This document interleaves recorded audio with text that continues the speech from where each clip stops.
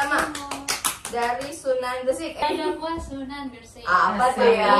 Cara dakwahnya itu super damai, guys. Sedamai apa sih? Jadi kenapa damai? Karena beliau itu langsung ngajak orang buat masuk Islam, tapi dengan menunjukkan lewat contoh dan akhlak.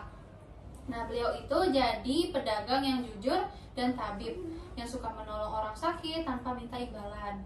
Nah, dari situ masyarakat mulai tertarik dan simpati sama ajaran Islam. Gitu guys. Oke, selanjutnya adalah cara dakwah atau strategi dakwahnya Sunan Ampel. Yang pertama itu beliau melakukan pengubahan kebiasaan masyarakat di Pulau Jawa. Nah, pada saat itu masyarakat Jawa nih masih banyak dengan adat-adat tapi sedikit menyimpang dari akidah. Jadi Sunan Ampel itu tidak setuju dengan adanya adat Jawa seperti kenduri, selamatan, atau sesaji. Nah, perubahan ini tradisi keagamaan dipimpin oleh Sunan Ampel, termasuk itu pemasangan beduk di kenton dan kentongan di beberapa masjid dan musola. Tujuannya itu untuk menarik warga yang bukan Islam untuk masuk ke dalam masjid ataupun musola itu. Lalu yang kedua adalah melakukan pendekatan kepada tokoh-tokoh masyarakat. Nah, inilah yang membuat Sunan Ampel mendapat julukan pembela para pendakwah di jalur politik. Selain menjangkau tokoh masyarakat, beliau juga memimpin dakwah dengan membangun jaringan kekeluargaan yang lebih luas. Caranya itu terutama dengan menikah dengan para tokoh petinggi masyarakatnya itu. Dan yang ketiga ini yang lumayan sering kita tahu itu adalah ajaran Mohlimo. Apa itu? Mohlimo. Beda ya. Artinya itu jangan melakukan 5 hal tersebut, perbuatan yang dilakukan oleh Allah. Yang pertama apa tuh? Sedikit relevansi, bukan dilakukan oleh Allah. Maksudnya yang dilarang. Maaf ya Pak, yang dilarang oleh Allah. Yang dilarang ya. Pertama, mau main. Apa itu? Mau main itu artinya berjudi. Jadi kita tidak boleh berjudi ya teman-teman. Gak boleh. Judi, jeng jeng. Yang kedua, Apa itu? mau mabuk. Apa ya?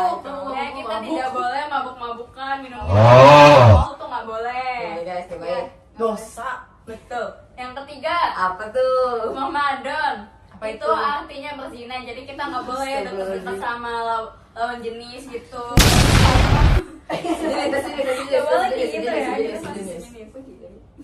Nah, yang keempat adalah muhmadat. Apa itu Muhammad? Misalnya itu kayak mengkonsumsi narkoba yang bikin Yo guys, beda. nggak boleh. ya guys.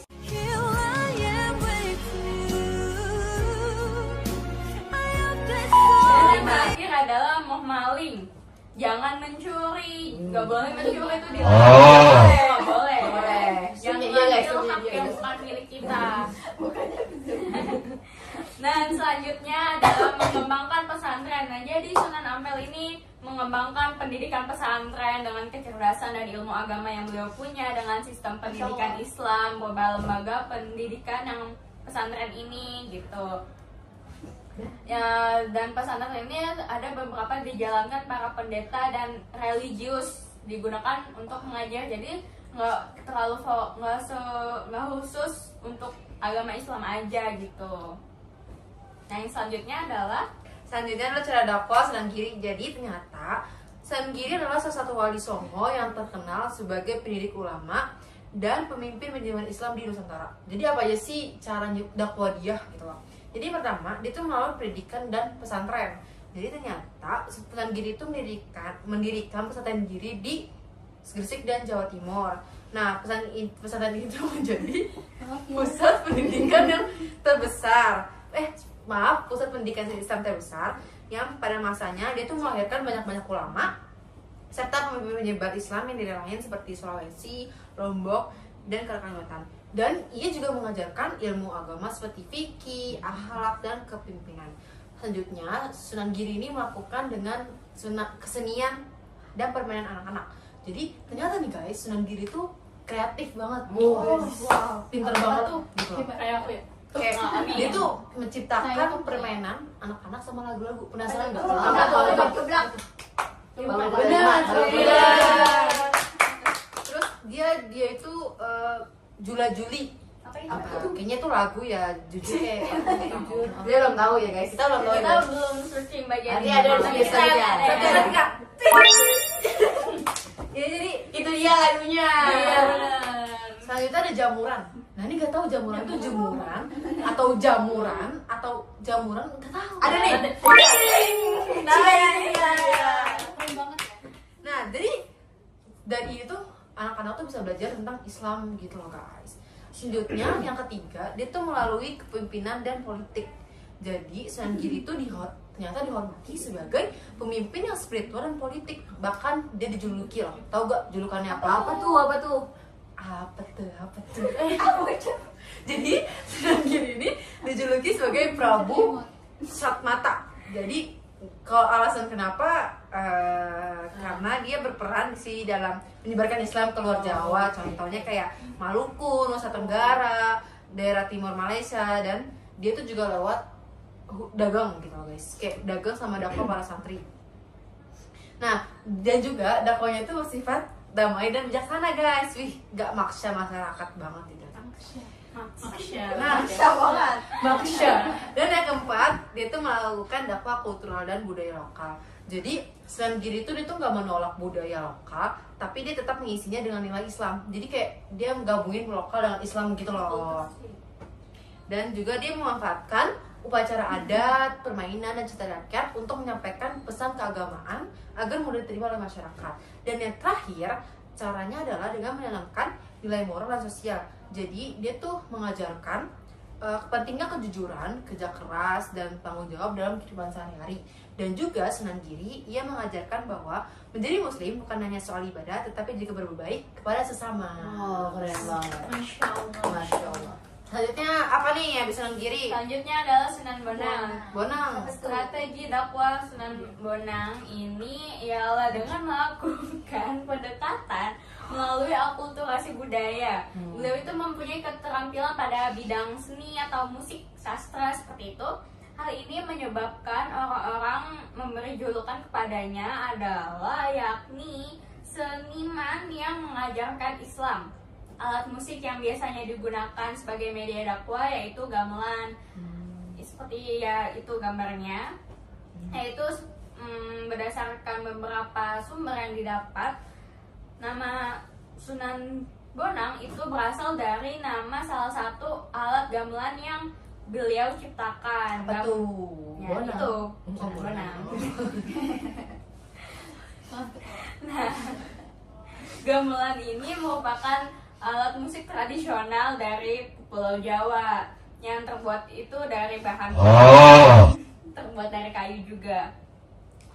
Nah, gamelan ini selain gamelan yang dilakukan itu, beliau juga dibuktikan saat memainkan alat musik, masyarakat sekitar itu pada berdatangan untuk menonton. Masyarakat Tuban pada saat itu memang terkenal kental dengan budaya Jawanya. Seperti itu.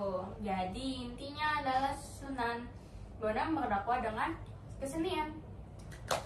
Selanjutnya Sunan Derajat. Selanjutnya adalah gimana sih cara dakwah Sunan Derajat? Penasaran gak nih? Penasaran banget. Jadi ternyata Sunan Derajat ini tuh dia terkenal unik karena menekankan pendekatan sosial dan kemanusiaan.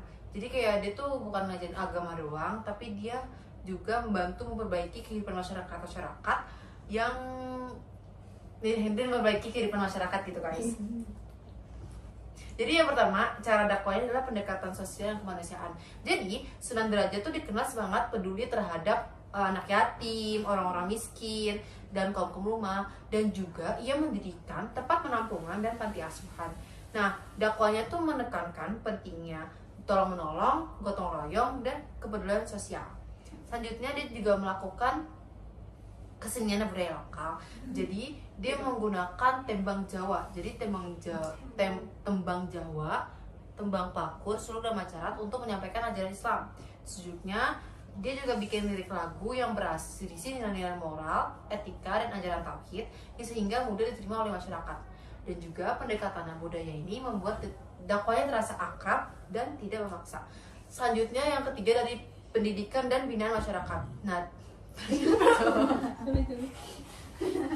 Dan ternyata Sunan Derajat ini mendirikan pesantren di Derajat itu daerah Lamongan yang menjadi pusat pendidikan Islam, dan dia mengajarkan ilmu agama dan keterampilan hidup seperti bercocok tanam, berdagang, dan lain-lain. Dengan cara ini masyarakat tidak hanya beriman tapi juga mandiri secara ekonomi. Yang keempat, dia menanamkan nilai moral dan keadilan dengan menyampaikan pesan moral melalui patuah dan berbahasa Jawa. Dia menekankan keseimbangan antara kehidupan dan akhirat, gitu, kehidupan dunia dan akhirat. Terakhir adalah simbolis antara agama dan budaya. Jadi dia itu Sunan Derajat itu tidak menentang budaya lokal, melainkan mengislamkan tradisi Jawa secara perlahan, dan juga ini tuh yang membuat masyarakat tidak merasa kehilangan identitasnya ketika memeluk Islam, gitu loh guys. Selanjutnya, Jadi kita akan ngebahas cara dakwah Sunan Kalijaga.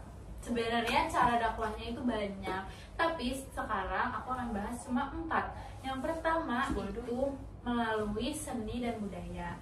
Jadi Sunan Kalijaga itu berdakwah lewat wayang kulit, gamelan, dan tembang Jawa. Gimana bacanya ya? Kambing gak sih? Tembang. Nah, ini ajaran Islam seperti kejujuran dan keimanan dalam cerita dan lagu-lagu tradisional. Yang kedua, cara dakwahnya itu adalah menggunakan simbol dan filosofi Jawa. Beliau memakai simbol budaya seperti gunungan wayang yang menggambarkan perjalanan hidup manusia supaya masyarakat mudah memahami ajaran Islam. Nah, yang ketiga itu menyesuaikan dengan adat dan tradisi. Sunan Kalijaga itu nggak menghapus adat lama, tapi Sunan Kalijaga itu mengubahnya perlahan gitu dengan nilai-nilai Islam agar diterima tanpa adanya paksaan. Nah, yang terakhir itu adalah menanamkan nilai sosial dan moral. Dalam dakwahnya, beliau menekankan pentingnya gotong royong, kejujuran, dan juga kerja keras agar masyarakat bisa hidup dengan rukun dan saling membantu, kayak gitu. Nah, selanjutnya itu adalah Sunan Kudus. Sunan Kudus itu juga banyak cara dakwahnya. Sekarang aku akan bahas 4 lagi. Nah, yang pertama itu adalah pendekatan toleransi. Jadi Sunan Kudus itu sangat menghormati umat lain, terutama adalah agama Hindu. Yang dimana kita juga tahu kalau misalkan sebelum adanya Islam, masyarakat Jawa itu banyak yang menganut agama Buddha dan Hindu. Nah, jadi Sunan Kudus itu jadi di Hindu itu hewan sapi itu sebagai kayak kehormatan gitu. Nah, Sunan Kudus itu melarang umat Islam untuk menyembelih sapi sebagai bentuk penghormatan terhadap kepercayaan Hindu. Nah, terus yang kedua adalah perpaduan budaya dalam arsitektur. Nah, beliau itu membangun Masjid Menara Kudus dengan gaya campuran Hindu dan Islam sebagai simbol bahwa Islam bisa hidup berdampingan dengan budaya lokal. Yang ketiga itu adalah pendidikan dan teladan. Sunan Kudus mengajarkan Islam lewat pendidikan dan keteladanan, bukan paksaan, teman-teman. Nah, ia menunjukkan ajaran Islam melalui sikap bijak dan santun. Yang terakhir itu adalah bahasa dan istilah lokal. Dalam berdakwah, Sunan Kudus itu memakai bahasa dan istilah-istilah Hindu-Buddha agar ajarannya mudah dipahami masyarakat setempat. Kayak gitu, teman-teman. Udah. Selanjutnya Nah, aku bakal bahas 2 sunan terakhir. Terakhir nih, Yang guys. pertama, ada Sunan Muria. Jadi beliau itu sangat dikenal masyarakat desa. Cara dakwahnya itu sangat halus dan sederhana. Sunan Muria juga lebih suka berdakwah kepada rakyat kecil di daerah pegunungan dan pedesaan.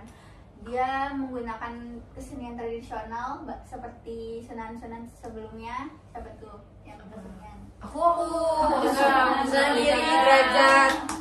Bukan aku guys, sudah Iya. Sunan.